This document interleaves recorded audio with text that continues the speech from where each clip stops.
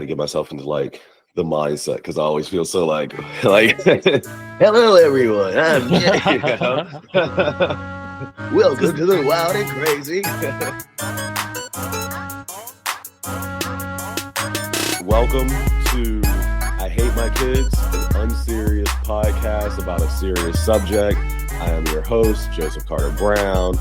Excited to be here with my buddy, my brother, and I'm going to let him introduce himself. So introduce yourself to whoever's listening. It's probably going to be 3 people to start. So those 3 people.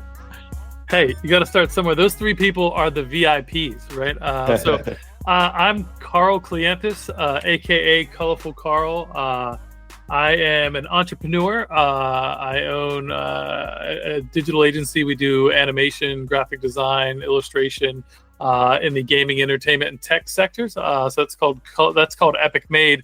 And then I have my own personal brand, Colorful Carl, where I do art and NFTs and posthumous collaborations with my late father, where I do like digital art and all kinds of documented stuff of like his old art. And I did an NFT art memoir, and I'm also on the Graphic Artists Guild. So that's where I do a lot of my advocacy work these days and trying to help protect the business side of creatives here in this wide world of copyright infringement and AI and the madness. And most importantly, I'm a husband and a father, and I built this amazing life through my hard work and efforts and luck and all the things to have this life where I get to spend a lot of time with my wife and my kid, and I get to see them all day, every day, and it's just a beautiful thing. So that is special to have that connection, being able to be available to your family, and even to just have that creative exploration. You mentioned posthumously, I can't even say the word, with your father, which is a really cool concept. How did that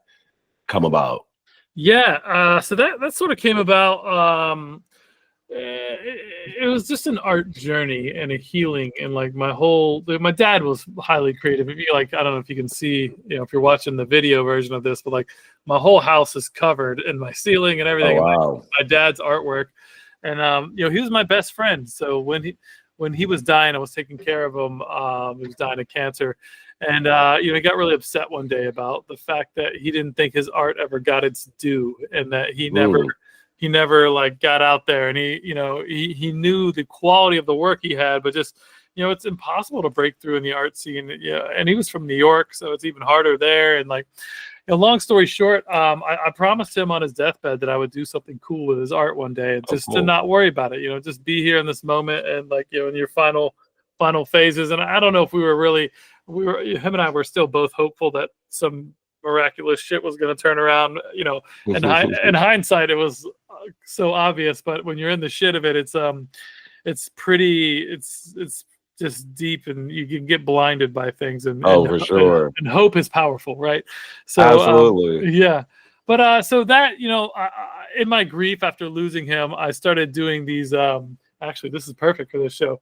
I started doing these portraits. So my dad did all these crazy faces. You can see some of them if you go to my website. There's links to everything and stuff. But what's the website one more time? Colorfulcarl.com, and then CleanthesStudios.com. There's links to there as well, where you can see some of my dad's artwork, and I'll do some updated shit there as well. But I started doing.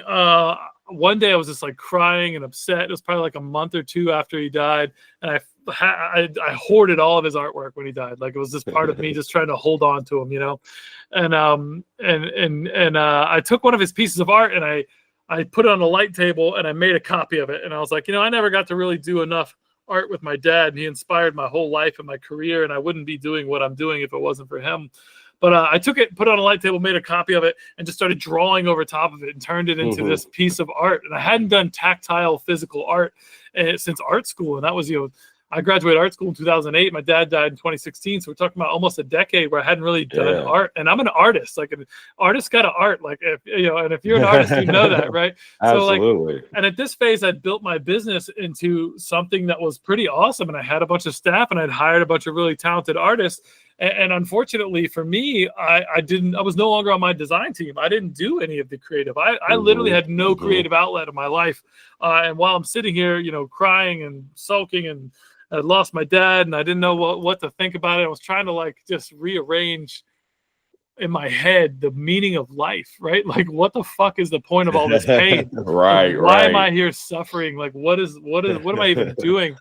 And so it all started to come together in that piece of art. I made that first piece of art, and then I started making more. Like once or two, I did another one like 2 months later, and did this one, and I drew it on. So the line art, sorry, there's a lot of glare, but this one, my dad had like WTF Ted written in the side here, but this was like just a crazy face he doodled out, and this was 2016. My son was 5. And him and I did this together on top of one of my dad's drawings, right? So I'm the third, That's cool. my son's the fourth, right? So like we have 3 generations of crazy Carl into this piece of artwork. So this is like a cherished That's possession. really special, man. That's great. Yeah, it's really fucking cool. I love this. So so I ended up doing more and more of those. Not as many as I'd like, but I probably did 4 or 5, maybe 6 over the next few years. And then 2021 hit, and the NFT craze blew up. And one of my buddies reached out to me, and he's like, "Look, man, I know you got all your artwork of your dad's. Like, let's make NFTs. Like, you can immortalize your dad's work on the blockchain." And then, like, and then I started talking through, and then I realized, like, this could be my deathbed promise. Like, I told Dad that I would do something amazing with his art. And so, I got onto that. I got deep into NFTs. I made an art memoir. I started promoting that by the drop of the collection by doing a live stream. So anyway, there's a long answer to what you're saying. No, man, that's no, I appreciate you sharing that. That's such a cool story. And I mean, for anyone again listening, like if you didn't pick up on it, that's how Carl and I know each other, right? We know each other from the creative world, and I think we really connected. Because we met. What was it? Was it in Baltimore when you came? It was in Baltimore. Yeah. And I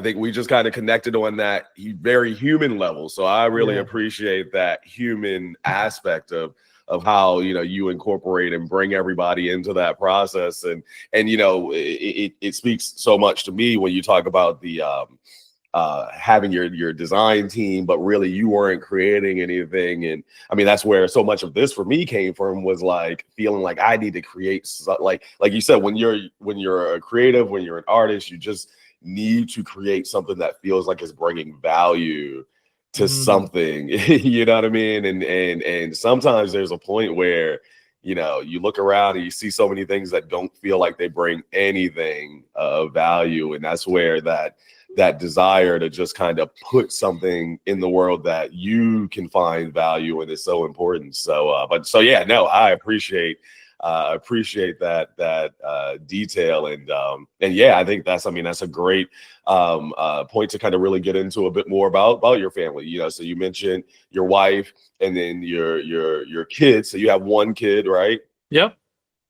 And you said and he is a boy, and yep. So if he was, what you said, 5 or 6 in 2016, yep, he's in middle school. Do a little now. Bit of math. Yep. Middle school. Okay, what grade in middle school? 7th grade. So it's a fun age, man. He's becoming a little man. He's amazing. It's amazing. It can go either way, right? Like some kids, and every kid's totally different. At least from what I hear, I only have the one. So, but yeah, it's a cool journey. Being a dad is magical, and honestly, like I don't know that I would have recovered from my grief of losing my father if I didn't have this like little version of me running around, and I just look at him. I was like, this is how it's supposed to happen, right? Like my dad's 72. He died. He had a great life. Like, do I want him here still? Do I wish he made it to 100? Of course. But like, right. I look at my guy and I'm like, let me just take the best of him, my father, and pay it forward, into my son.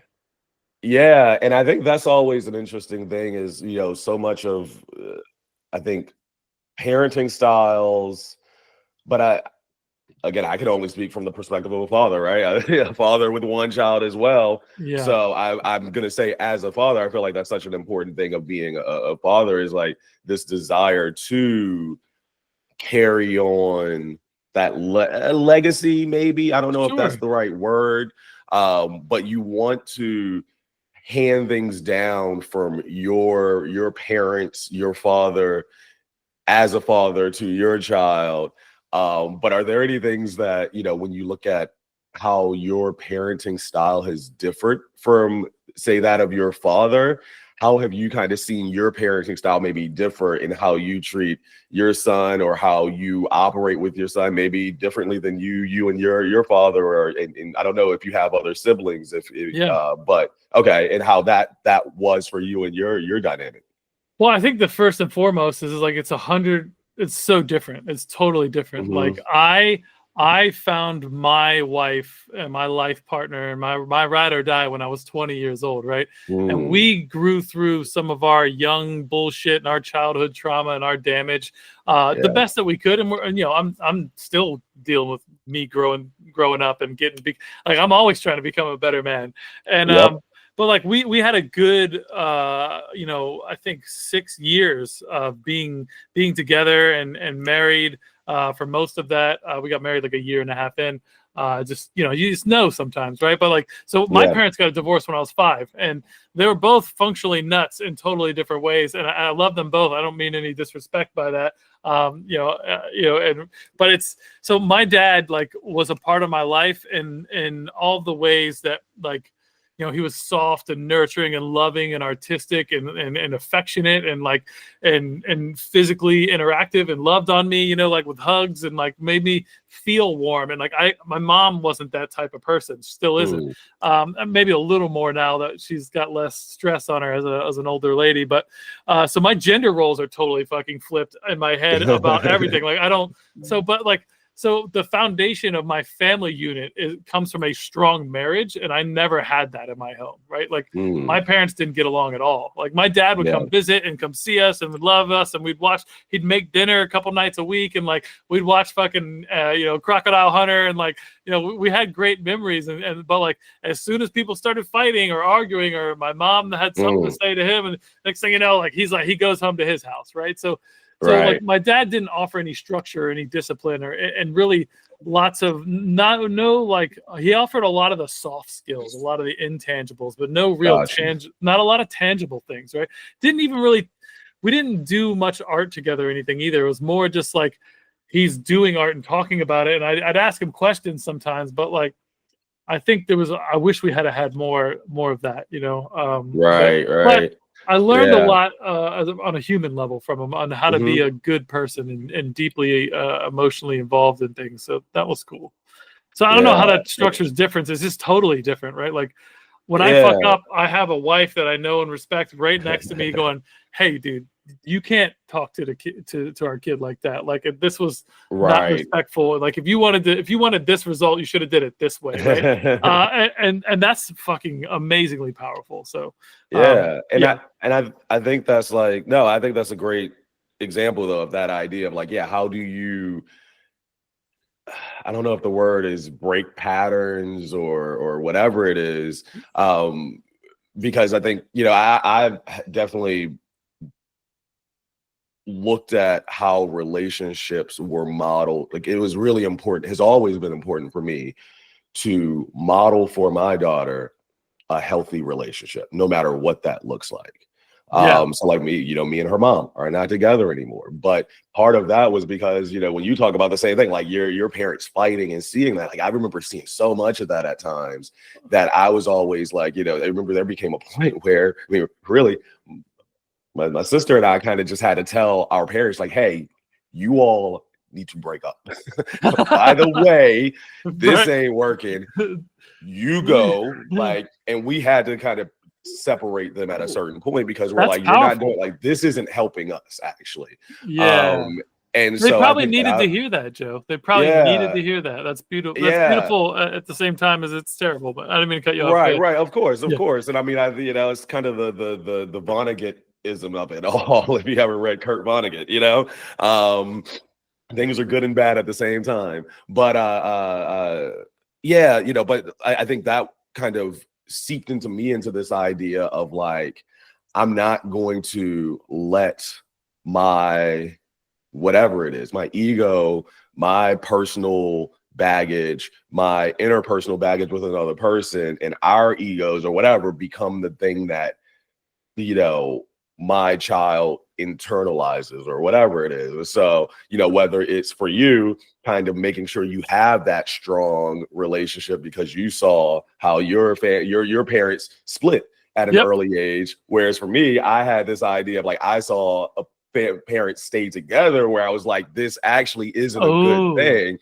So for me, it was hey, modeling hey, sometimes you got to know when it's time to move, and sometimes in relationships, and me and her mom actually have a great relationship. Actually, Beautiful. She is one of my best friends. We co-parent well together, and I look at that, and as tough as our situation was, I'm like, oh, I'm kind of grateful that what we did was actually we preserved our healthy relationship so that now our child sees us in a healthy space.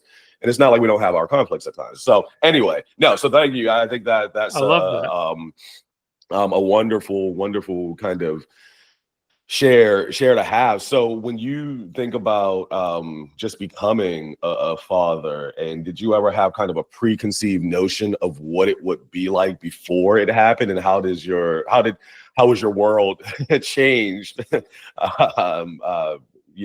What was the pleasant surprise, if you will, in fathering and parenting that maybe you would imagine to be different?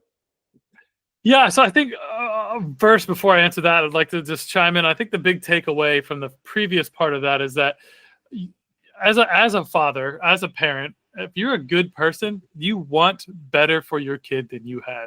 And whatever things that gutted you as a kid, you're trying actively to not do that again to your kid, if you actually give a fuck as a parent, right? Yeah. And some people don't. Look, we've all seen those parents where just man, yeah, I can't even have her. It's hard for me to like a person on a one-to-one basis if I think they're a shitty parent.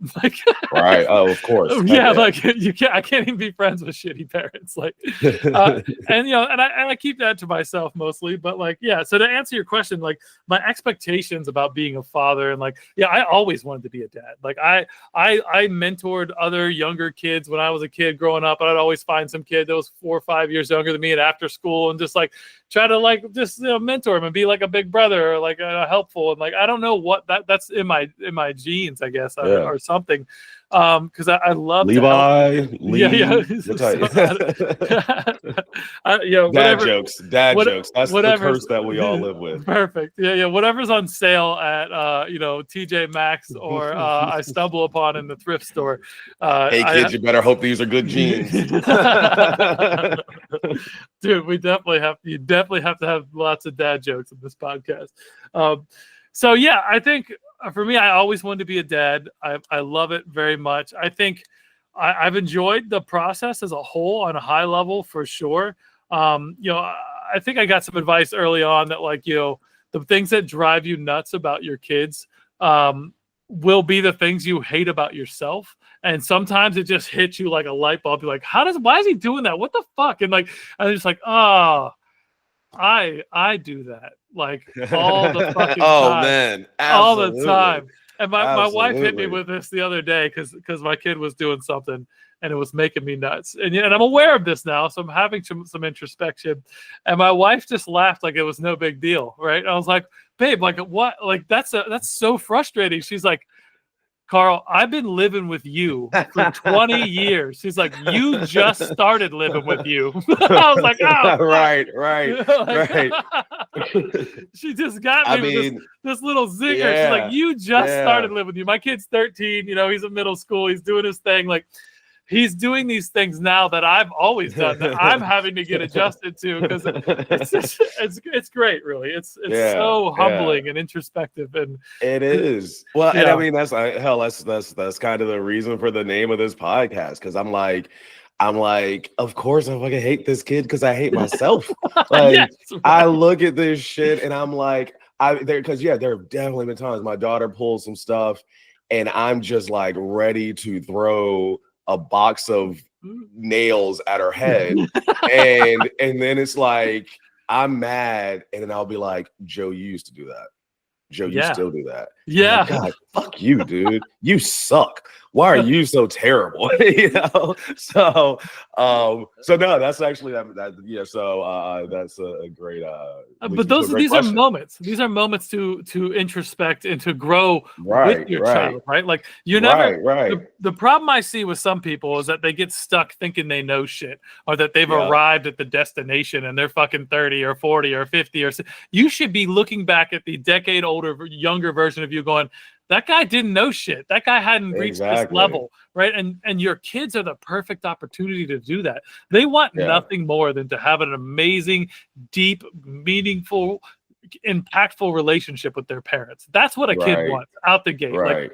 that's how we're wired biologically. So, Yeah, you know, it's an opportunity to continue to grow. Like we've always yeah. treated our kid with respect, not like he's Mhm. a piece of property or he's something. Look, Right, I'm responsible for him, but I don't own him. Like my job is absolutely. to make him autonomous and not need any of us and to be able to do his own thing. So I should be 100. treating him and guiding him and having conversations with him like the young adult he's going to be one day. Like you did Exactly. X and the consequences of X are Y, and that's on you. Now you could have done this other thing over here that would have had a whole different thing, and just having conversations, not like you're a fucking idiot. Oh my God, you've embarrassed me. Just like, why didn't you get this? Let's talk about this, right? Yeah, yeah. Like really caring to have a conversation. The answer in our house is never because I said so.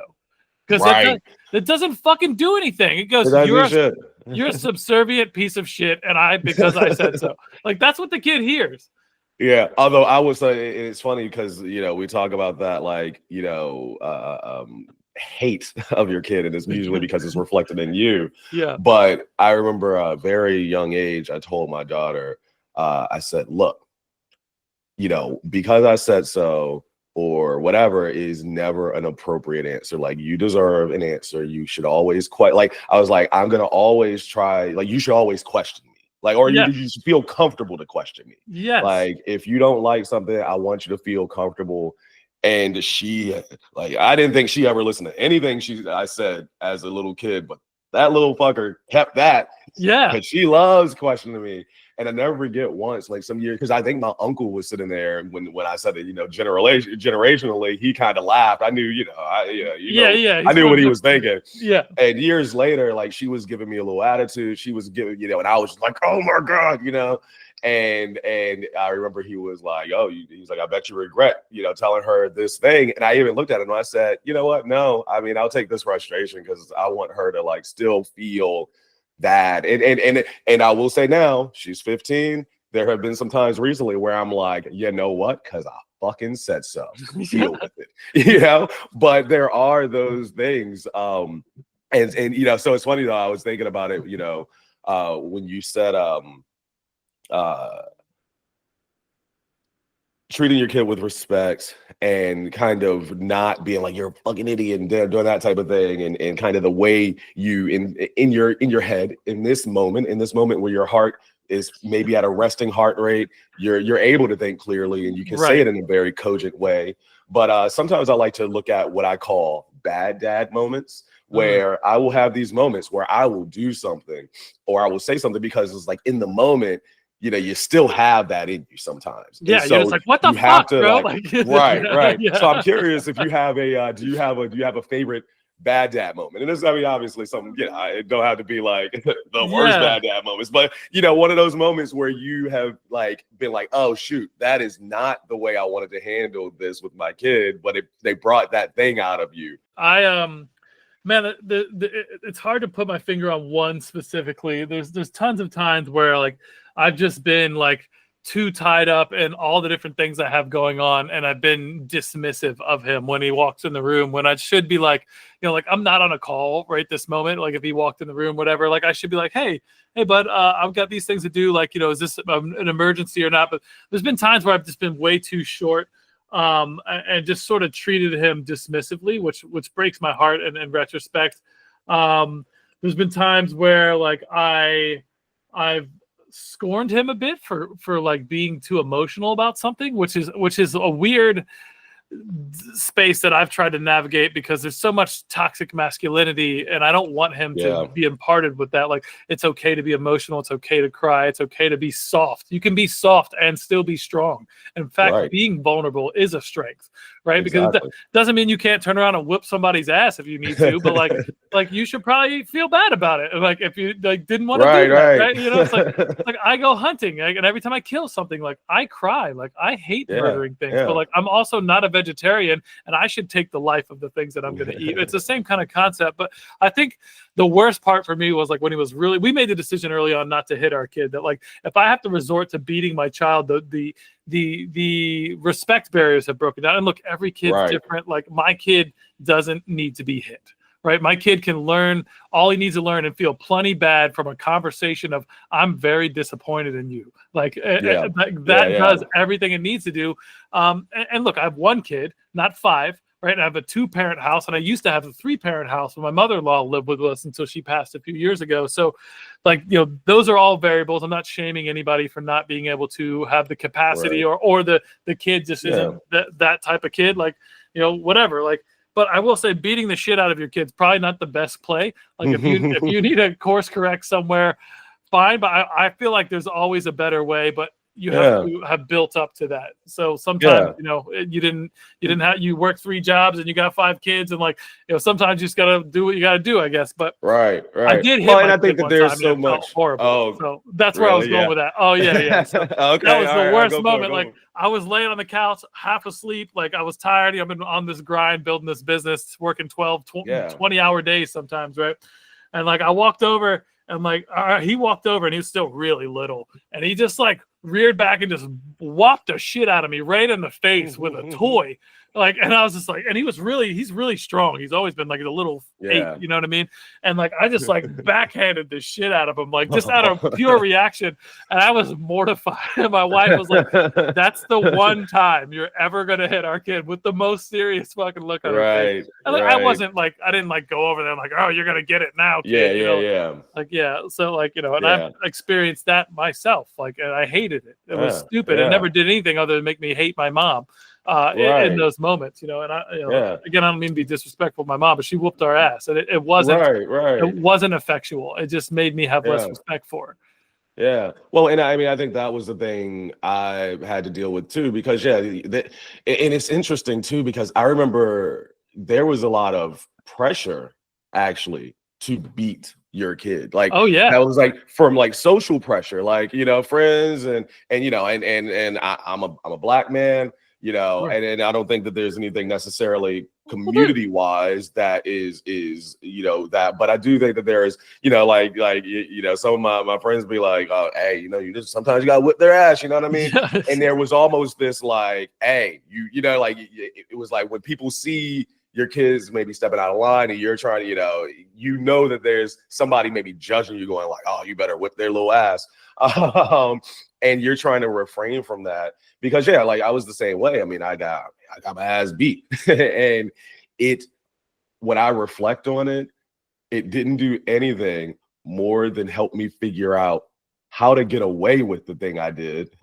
I never really learned. What I learned from was, like you said, when I realized like, oh, my parents were disappointed in me. My family was up, you know, like I went outside of who they thought I was as a core person. That hurt me so much more than anything that was. And there was always that, hey, this hurts me more than it hurts you, that whole thing. And as a kid, I was always like, bull fucking shit. Like, and that's kind of the way I had to do it even with my daughter, where I started to go, okay, like, I would want to. And I'd be like, okay, you know why? Because that's your ego. Like, she's challenging something in your ego that you are now having to reconcile with. How do you convey to her what that is at an emotional level, so now she can start to understand it? And, you know, but I do think, like you said, we have those reactive, reflexive moments where, you know, and that's why I say sometimes they're just bad parenting, bad dad moments, where it's like, you know what, I was a bad parent today, and that's what happened. And we all fail. We're human. Absolutely. And I think that, you know, again, modeling that behavior for our kids is important, you know, where it's like, you know, sometimes, like, you know, teaching my daughter, I'm like, hey, you know what? It's okay that you're mad at me right now. You don't have to like me right now, No, but that's not I your still job. love you. Yeah. Right. Like I Your like job it is is not to be liked all the time. right, right. And it's like, hey, it's okay for us to be mad at each other and we will come back and we like I'm mad at you right now. And we are just upset at each other. We're not going to take anything else out on each other, but we know we still love it. Like having that type of vibe. So yeah. One of my favorite actually to share a bad dad moment from my end was once my daughter was she was maybe like 8 or 9, and I might have been doing something. Maybe I was playing a video game, right? So, but she would always want to take my phone, my phone, and use it. And it was almost like she would just think it was hers. She's like, Ah. "Give me your phone," and I'm like, "No," and so this one time she came and she was just like, "Give me your phone," and I'm like, "No, no, you're not gonna just take my phone." And she's like, "Well, why not?" She's giving me this whole thing. And I'm like, because it's my phone. Because that was another thing I would try and teach her. Like, hey, if it's you don't have to owe somebody an explanation for certain things. Like if it's your thing, you can just say no. Like, nope, because it's mine and I get to control myself, my body, whatever that is. So I was just like, no, well, no, I don't need to explain it because it's mine and I don't want to give it to you at this moment.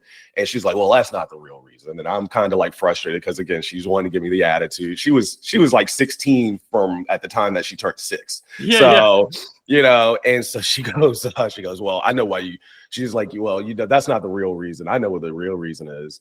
And I was like, okay, whatever, just kind of like a little bit dismissive, but like, all right, whatever. And she goes, it's because you want attention. And it was literally, yeah, exactly. That look, yeah, that look. When she said it, it was literally like a split second after she said it, the thing that came out of my mouth is like, she goes, it's because you want attention. And I go, fuck you. Like just instinctively, I just go, fuck you. And then immediately after saying that, I go, fuck you. No, I shouldn't have said that. I'm sorry. I didn't mean that, but no, you can't say that. But I shouldn't have said that. What I said was not okay. And I'm sorry. I should have never said that. Not okay. But also, no, you can't do that. And it was one of those moments, though, where it was so funny because after that, she just kind of looked and she was like, okay. And it was like she got it. It was like she knew. But it was like horrifying to me where I'm like, oh my God, I can't believe I just said that to my kid, Yeah.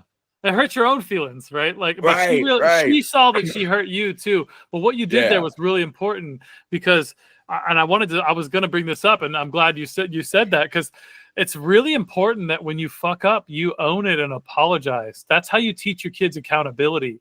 That everybody's not perfect, not even mom and dad. And like we have our moments where we fail, but like I often go back and go, hey man, I'm sorry I was so shitty with you this morning. Like I had a lot on my plate. I shouldn't have been so short with you. I didn't mean to be dismissive of your feelings. And I love you. And like I just needed you to know from my perspective that like it wasn't fair to you how I spoke to you this morning. Yeah, but that's huge because it reinforces self-worth. It reinforces the fact that anybody can be wrong, and that holding accountability, showing an example of accountability, like that's a big problem in our world right now. Is like people aren't accountable for the shit they do. So I think that like you should always be thinking about like, we're making the next generation, right? Like that's your job as a parent, right? And societies change and all the different things, but like at the end of the day, like you're putting this is the stone you're building in the society of future buildings, right? Like I'm contributing this human. So like do your fucking best work, right? Be vulnerable, be real, like be apologetic. I frame every conversation that we've had with the because I said so thing back to that. Like we all have those moments, but at the end of the day, if you framed your interaction with your child, like, look, I love you. You're the best of me. And I want you to be the best version of yourself. That's my ultimate job in life. How can you be the best version of yourself and function as best as possible in society? And my number one priorities are you happy? Are you healthy? Like, and everything else really doesn't fucking matter. Like, are you a good person? Right. So the first thing is, are you a good person? Are you happy? And are you healthy? Right. Those are the things that I talk to them about. And those are always my objectives. Right. So if I tell you no, and you've got questions, it's going to be framed around like, well, if you do it this way, it makes you a bad person because of X, Y, and Z. Or if you do this that way, it's going to lead to you being very unhappy. I know this because I've been there. I've done that. I've seen it, right? Yep. If you do this thing and I tell you, no, you shouldn't do that, it's probably bad for your health. Right. These are the big framings for me that allow us to have conversations based around respect. And my son knows that when I say something to him, or when my wife says something to him, we're in your best interest in these sort of buckets of like, are you happy? Are you healthy? And are you a good person? Right. And other things in there don't fucking matter. Like, I wanted him to play soccer. I really love soccer. He fucking doesn't like soccer. Like, it's not gonna happen. So I can force it, and I can be one of those dads, and I can do blah, blah, blah, and you're gonna. But no, like, what I do have is you're gonna do exercise because it's healthy. Right. Exactly. So we've tried MMA, we've tried soccer. We do hot yoga now. I got my 13-year-old doing hot yoga with me. It's crazy. Nice, and like he complains about it. He doesn't want to do it. I force him to do exercise, and he gets to pick whatever he wants, and we have open conversations about it. We've tried different things, and so framing the conversation around respecting this human being and letting them know that, like, I want you to be the best version of yourself. I want you to live and thrive in the society that I know you're going to have to live in. Like, he has a shitload of screen time all the time. Like, there's no world where my kid's growing up in this society where he's not going to spend most of his life on a screen. Like, it just fucking isn't going to happen. So am I going to throttle all that back? No, I'm just going to go, hey, look, this is how you grow plants. You need to get some exercise. This is some other things. You want to see people in person. How you balance yourself out. Yeah. So sorry, I'm on a monologue here. No, it's all good. But no, I mean, I think that's the tricky thing too, though, is like there is the element of you're trying to instill things into your kid, but then your kid also needs autonomy, and it's almost like naturally the relationship in a way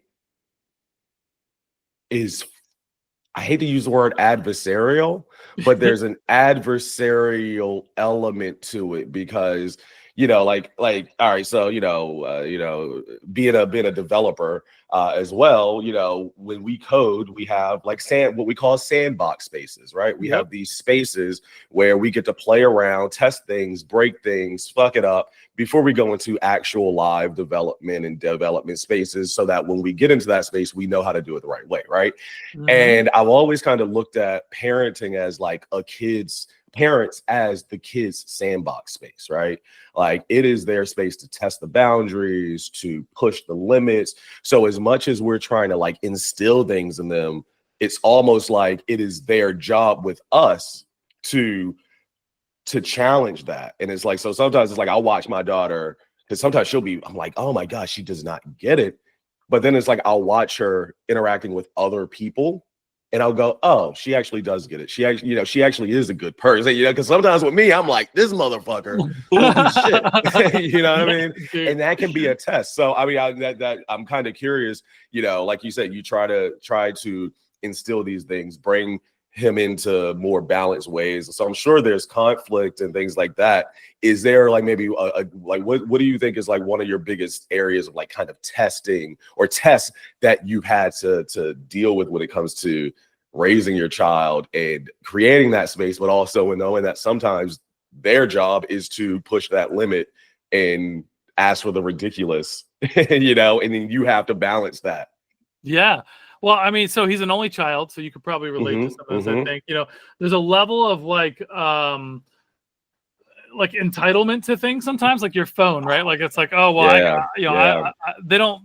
they don't know how to share. They think like, there's a lot of things. And my kid doesn't have a lot of that, for the record. But very early on, we really instilled in him, like, you have a lot of privileges. And the things that you know and love in your life, almost no one has, right? Like, and my wife and I both run our own businesses. We work from home. Like, he has no idea. Like, we've got friends who, like, their dad gets deployed for 6 months a year, and they see him a couple times a year, right? Like, and he's a good dad, but like, he's in the Navy or he's in the whatever, right? And like, so those have been interesting bits of conversations, and like the idea that like we give him so much autonomy to be the human being that he wants to be, but like he gets stuck in his path. Like, he just, like, at this age would love to play video games all day. Like, would do absolutely nothing else if we didn't make him, right? But it's like, no.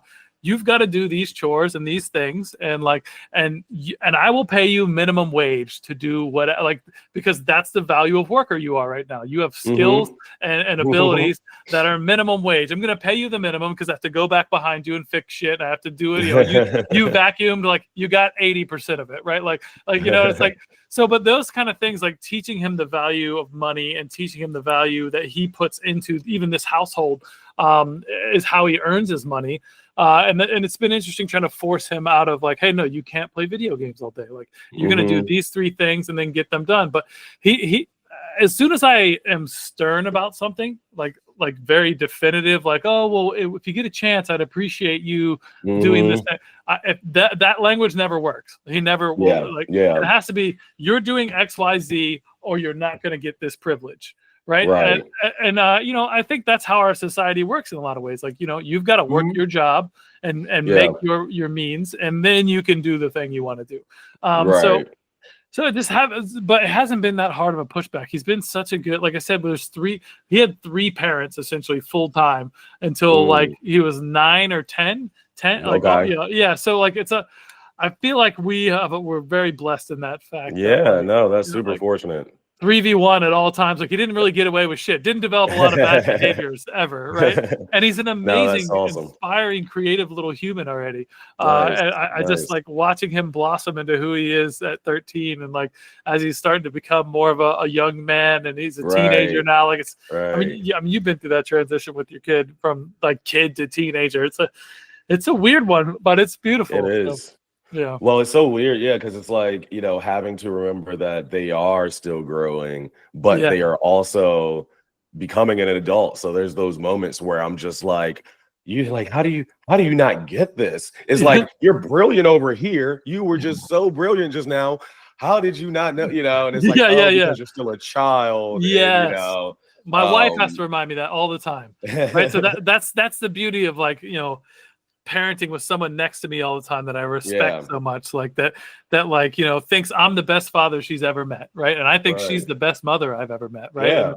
And that's what you want, right? Like, but I think she said something to me too one time that's really interesting. It's like, especially at this phase from like teenager to like on into adulthood, kids remember everything about their parents and the way they made them feel, right? So they either do things in spite of their parents or inspired by their parents, right? So it's like, the things you do that they thought were amazing, they're doing them, and maybe they're just doing them because they think it's not even maybe they're not inspired. They're just like, oh, that's how my dad did it, so I'm just going with it, and not thinking about it. It could be more unconscious, or it's like, I absolutely hated the way my mom talked to me, or the way my dad hit me, or the way I think my dad never hit me, but my mom stopped hitting me when I was 13 because I had to stand up for myself and was like, look, you're never going to hit me again, or this is going to be a problem, for you. My mom stopped hitting me at 42, and I'm 41 right now. But it's a weird thing, that consciousness, because like, where does that, like, I'm raising a boy, right? And who will be a man one day, right? And teaching him that asserting his physical dominance over something is how he solves his problems is not the fucking skill I want to pass on, right? Like, asserting physical dominance should be what you need to do when you need to do it, like, and that. Right. Like, I love the fact that I'm strong and I'm healthy and I could probably fight my way out of lots of situations that maybe a woman could not. But like, that's not my go-to. That's not a society. Like, I don't want to live in a cave with a bunch of cavemen, like, where like the biggest, strongest motherfucker wins, and then like, oh, I gotta build knives and like, where does that go? Is it with your kid, right? Like, okay, so like now he's 17 and I'm telling him what he should do. Now we're gonna get in an actual fist fight, and whoever's the baddest motherfucker wins the argument. Like, what? Right. Why do I want that? No, who wants that? Like, no, that's not how you solve the problem. Anyways, no, I mean, I think that's that's true, and I think that's the. I was actually curious about that, so you kind of went into that without even me having to ask it. So that's awesome, because I think that, again, as a father of a daughter, what I have had to be very cognizant about is wanting her to understand, again, her autonomy as a young woman. And this idea that, she's going to have so many people trying to tell her, how she is supposed to be with her body or who she's supposed to be, because that's just kind of how societally things have been driven. And so it's really important for me in the way of like making sure she understands that as a young woman, she has agency, not still, but she has always had agency. Yeah. And that she, so much of that for me is like, again, those things of not forcing issues or not being like, oh, she doesn't like hugs, I'm gonna force a hug, you know what I mean? Like, just letting her know like, you have boundaries, you have space. And again, you can question things because there are going to be people who tell you your role is to be subservient. So for me, it's like my role is to be like, actually, no, it's not. Your role is to be mentally tough and able to assert you are worthy of space just as much as that person is worthy of space. And you never need to give up your space simply to appease another person's desire for more space, and however that manifests. So yeah, I think that's a really important thing. Like you said, that same point of, and then that was even thing from a point of hitting, it was like nobody should be allowed to put their hands on you. No one is entitled to your body in whatever way, even if they're mad, or making sure they understand like the reason it happened wasn't your fault. Like you're never at fault for me stepping out of my character and, whatever. So trying to like really remember those types of things. Those are important lessons. And and I think making sure that she understands that she has agency is really powerful and important for women. And you're raising a Black woman, right? Like, and there are particular things about our society, but I mean that's still important. There's still specific lessons that she needs to learn that I don't need to teach. Well, that my son has to be aware of from the other side, right? Like, so there's a lot in there, man. It's a crazy thing about being a parent. It's an insurmountable task that you will most certainly fail in a number of ways, right? But just the success is just in the continued trying and really caring and investing the best of yourself in it. For sure. I think that you would kind of we talked about the idea of, again, the sandbox, trying to raise your kid and letting them have their own room to grow. And again, but there's certain things that you can quote unquote instill them, right? You can talk about them, you can try to enforce them, but there's just certain lessons where it's like, I can't teach this to you. I can't make you grasp this. I can speak it into you. I can try to help you, but at some point, like, this will be your own journey. You will just have to learn to accept it and grasp it for yourself. And I hope you do it sooner rather than later, And I'm curious from your end, what is that lesson? Yeah, well, there's two things. I think the first thing is just the social norms. And like my kid stayed home from just before COVID. He was having some health issues, so he was doing intermittent homebound. And then he was at home for second grade to sixth grade, and he went back to middle school.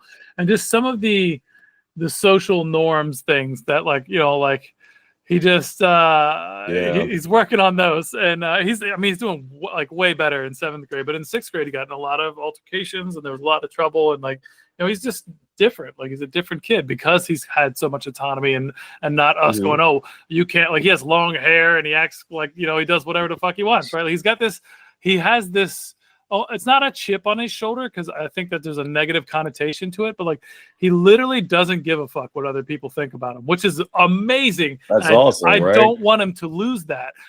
So like, that's a big part of it. The other side is the physicality of him being a man, right? Like, he's still, like, he's large already. He's bigger than my small adult friends are smaller than my 13-year-old, right? Like, I think he's like 165 pounds already, right? Yeah. Like, and my wife's family are fucking Vikings. Like, they're all like giant motherfuckers, right? Like, we had them all over. Like, the women are 6 foot tall in my wife's family, right? Okay. Like, the men are 6'2", 6'3", 220 to 300 plus, all of them, right? So trying to understand. Did you ever watch Futurama? No. Oh, okay. I'm familiar with it. I haven't seen it. I was going to make a joke about Death by Snoo Snoo. You look it up. later. Okay. So it's a phrase from the show. But when you talked about tall Viking women, but all right, go ahead. Okay, I'll definitely look that up. I just wrote it down. But yeah, so like just getting him to It's so understand that, stupid though.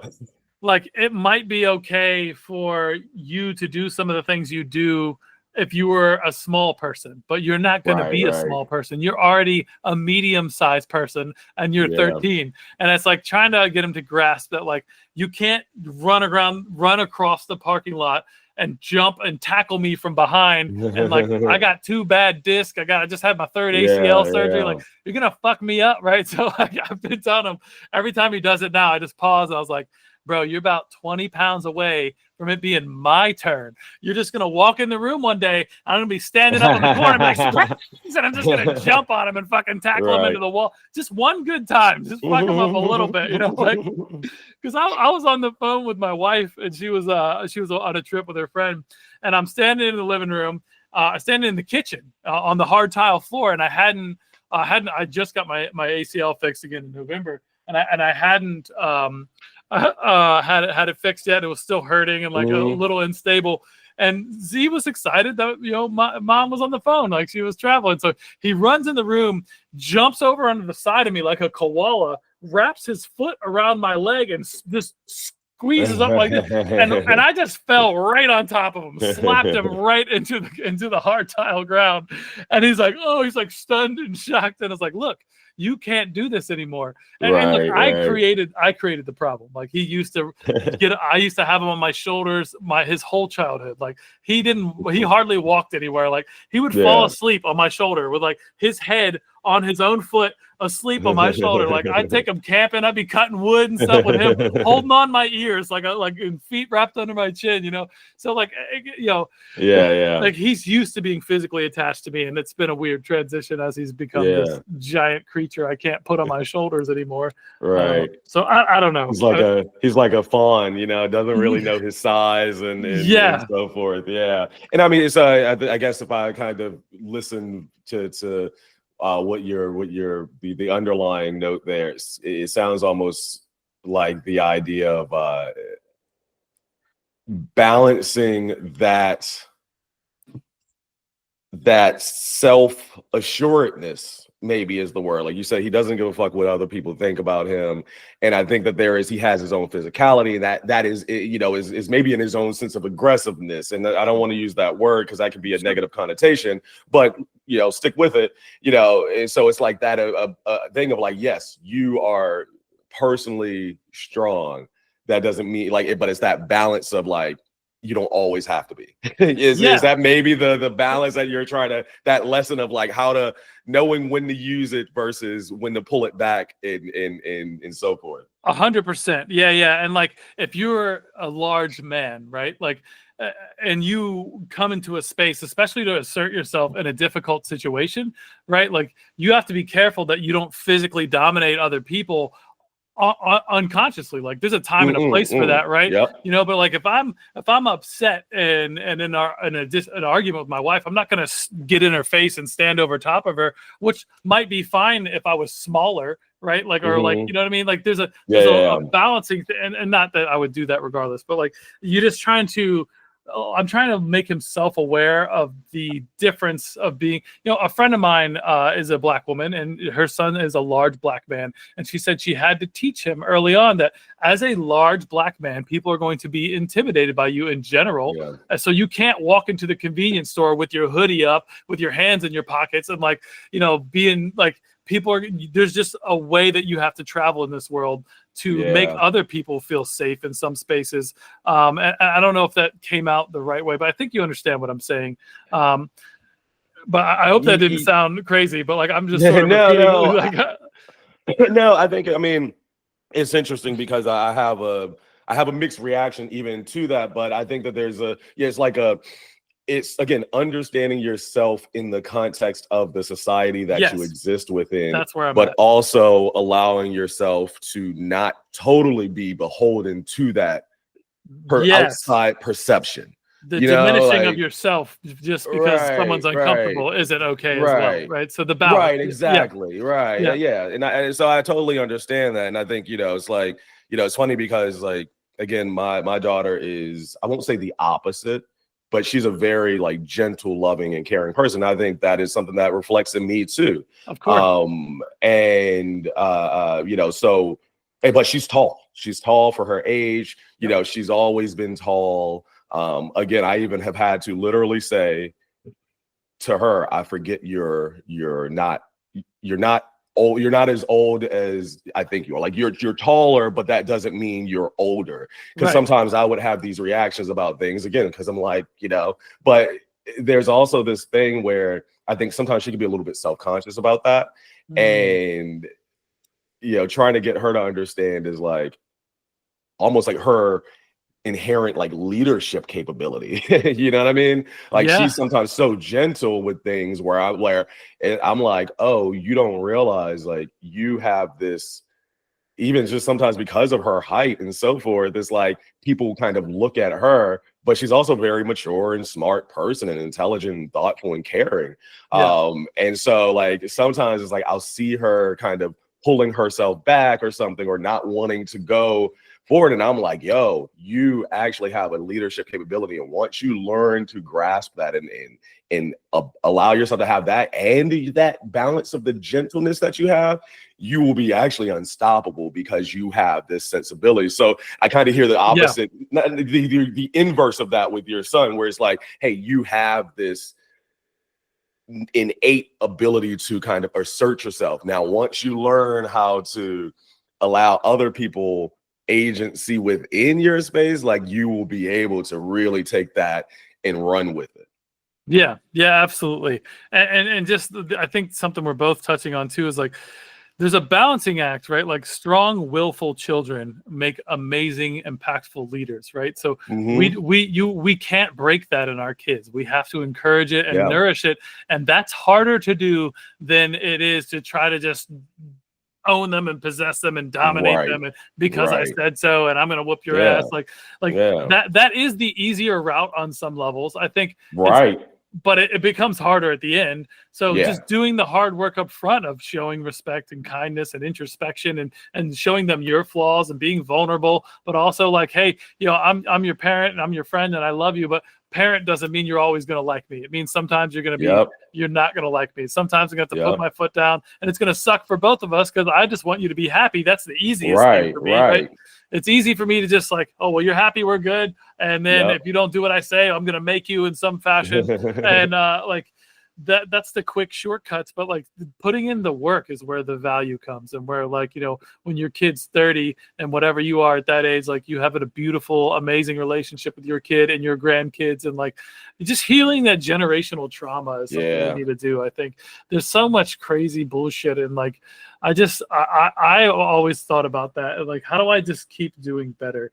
And break the trauma cycles. Like my mom was a much better parent than and less abusive than her parents were, but like she definitely was still very abusive, and like I would not be okay with my wife treating my son how my mom treated me and my siblings, but different scenarios, like lots of variables there. So but like I feel so good about the life that I'm giving my kid because I actually care.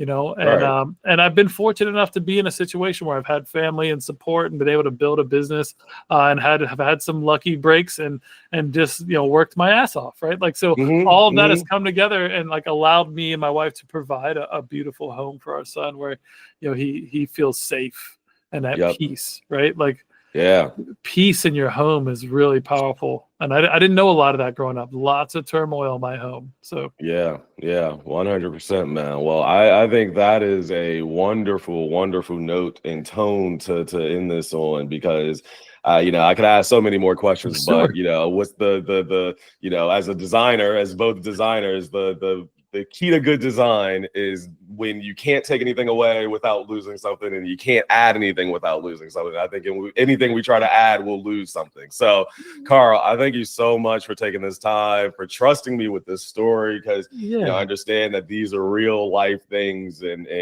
we have fun and we joke, but again, it's a serious thing that we're all trying to do, man. And so, I can say man to man. I've met your wonderful, beautiful family, and just knowing you, that you are absolutely a wonderful father. You have done an amazing job. I admire what you're doing, and want to just say honestly, man, like so much of what you're doing has actually been an inspiration to me. What you're doing from an entrepreneurial perspective. It has been an inspiration for me where we have it. I'm glad we had this conversation because we hadn't talked in a little while, in quite some time. But I always kind of, I'm always watching, I'm kind of a lurker, I'm like, okay, like I saw you, I was like, all right, Carl's doing his thing, yeah, I've always just kind of admired what you've done and the work that you're always putting in. And so I like I said, I just appreciate you for being a guest on the show. I love you, my man. I hope to see you soon. We need to get together and just hang out and just do this more. I don't know how to end conversations. I'm probably gonna ramble and I'm just gonna say, shut up, Joe. So yeah, man, thanks, and I hope I hope you have a great weekend coming up. And that's it. I'm gonna stop talking. I love it. Thank you, Joe. I appreciate you having me on the show, brother. I feel the exact same way about you and your daughter. And I'm sure I would greatly enjoy your daughter's mother as well. I never met her, but yeah, dude, we hit it off immediately we met because we're both real emotionally intelligent men. I have no problem saying that. That's the thing that really I think we connected around, is that like we're just good people and we give a fuck, right? And we give the right fuck. So I'm just glad to be on the show. Hopefully somebody took something away from this. It's literally humbling that you say I inspire you, and I love that, man. And just happy to call you my friend. So. Likewise, my brother. Thank you so much once again for listening. Please subscribe, like, follow on whatever podcasting platform you're using. If you have any inquiries or comments, feel free to reach out to me at ihmk@dosomething.design and let me know what you thought about the show. If you have any questions, or just send me spam. I don't know. This has been a Do Something.Design production. All audio edited by me, Joseph Carter Brown. Intro music is Beat 10 by the Open Music Archive. And exit music is The Georgia Stomp by DJ Assault. Both are licensed under the Creative Commons Attribution 4.0 license. Available at creativecommons.org/licenses/by-SA/4.0.